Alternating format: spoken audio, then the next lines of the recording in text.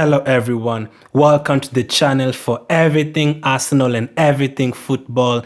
Thanks for being here. I hope you're all doing well, and the Premier League is back on Wednesday, finally, and that means the prediction show is back too. On this show, I usually predict all the 10 Premier League games that are being played. I take a look at the previous meetings between the two clubs, the current form of the teams, and the stats that you need to know. But this week I'm going to be taking a look at 12 fixtures, since there are 4 teams that have a game in hand. That's Aston Villa, Sheffield, Arsenal and Man City. And since there's not really any current form, the teams haven't played for 3 months, I'm going to skip over that for this week. And I'm also going to take a look at 3 fixtures in detail. That's the 2 fixtures on Wednesday and Tottenham against Man U on Friday. We are all excited that the Premier League is back, and let's just get into the prediction. The first game is Aston Villa against Sheffield United.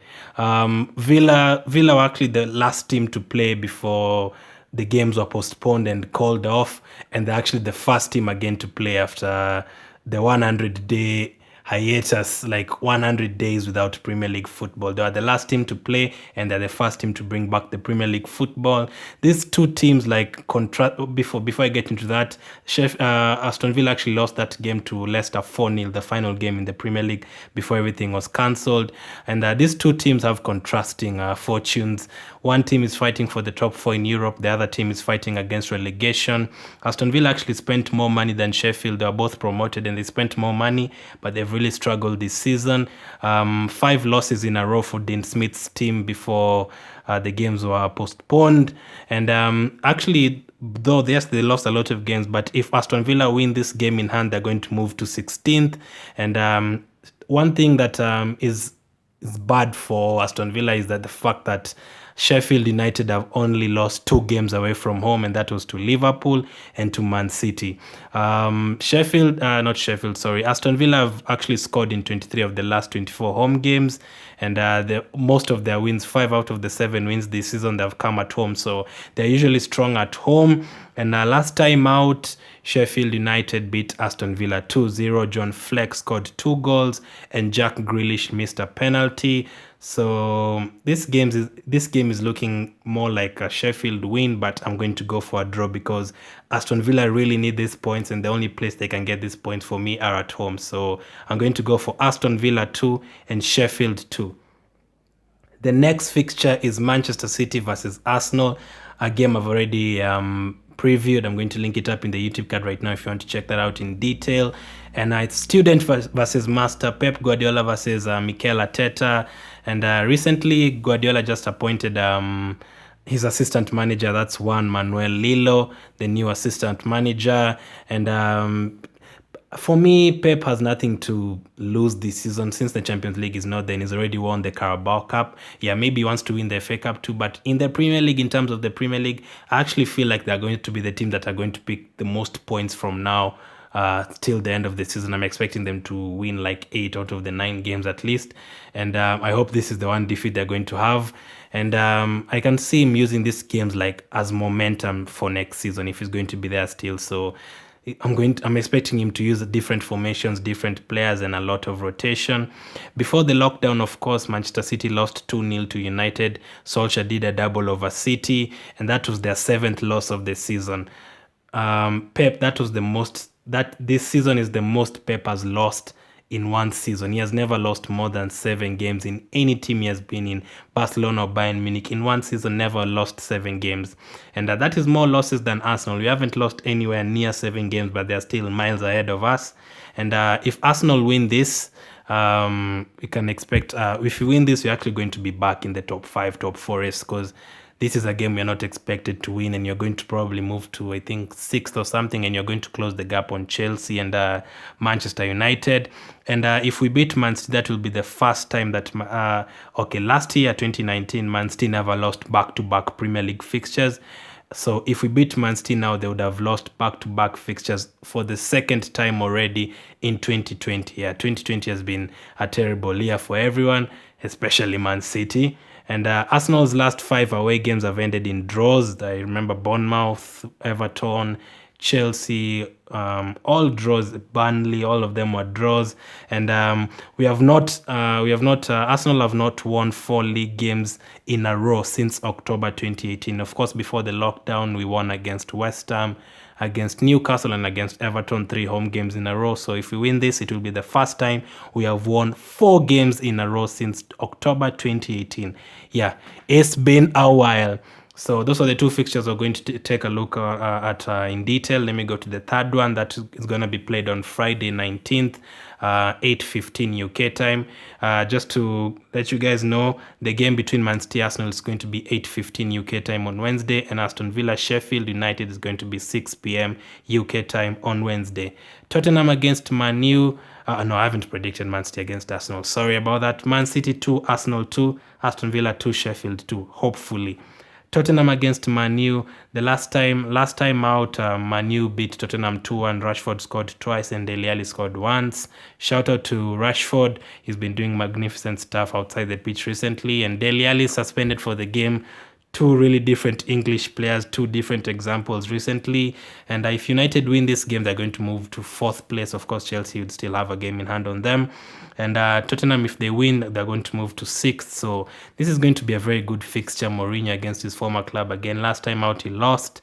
So for me here, I'm going to go for a Tottenham win just because Kane and Son are back. I know Pogba is back, Rashford is back, but Tottenham home advantage, even without fans, expect them to win this one. So Tottenham 3, Manchester United 2.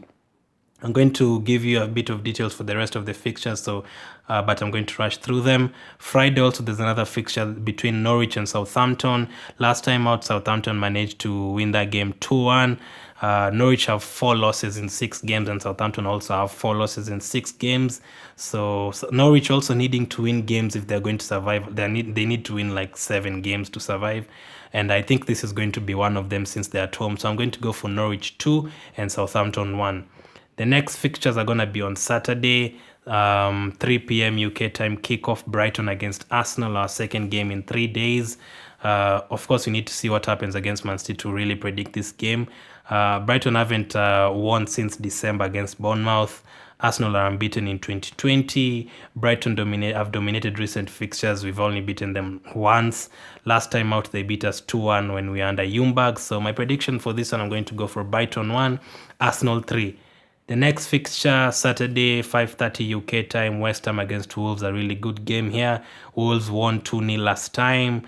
And if West Ham lose this game, right now, current standings are West Ham 27 points, 17th Watford with 27 points, 18th Bournemouth with 27 points, 19th Aston Villa with 25, and last on the table is Norwich with 21 points. So if Norwich actually beat Southampton, Aston Villa they have 2 games between now and Sunday. They have 2 games. If they win one of them, Bournemouth beat Crystal Palace, I'm going to predict later on, and Watford win their game against Leicester, you can easily see West Ham being 18th or 19th by next week, which will be bad news for David Moyes. So yeah, they need to win this game. But my prediction is West Ham 1, Wolves 2.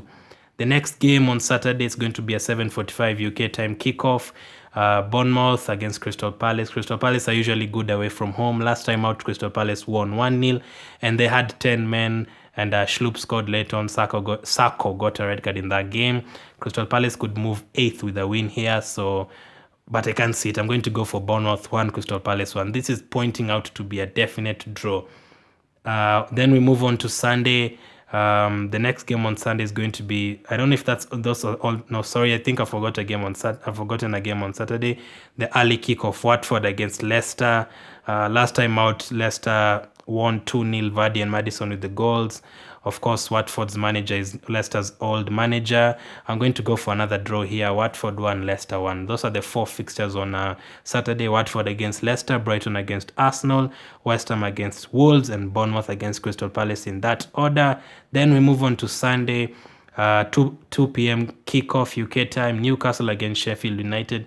This is pointing out to be a draw, but I'm going to go for a Sheffield win here. Last time out, Sheffield actually surprisingly lost to Newcastle at home. I'm going to go for Newcastle 0, Sheffield 2. The next fixture is going to be Aston Villa against Chelsea, 6:15 UK time. Aston Villa here, they will have rested for 3 days, unlike Arsenal just rested for 2 days. Last time out, Chelsea won 2-1. Mason Mount and Abraham with the goals. Abraham facing his old team again, back to his old stadium, the team he was out on loan last season. Of course, Chelsea lost to Man U back in February, but they managed to beat Tottenham and Everton after that. In fact, they trashed Everton before the lockdown 4-0, and I'm expecting them to get a few more goals here with the likes of Pulisic back. So I'm going to go for Aston Villa 2 and Chelsea 3. The next fixture on Sunday, the late kickoff, 7 p.m. UK time, the Merseyside derby, Everton against Liverpool. Liverpool have always had the better of Everton recently a lot of times.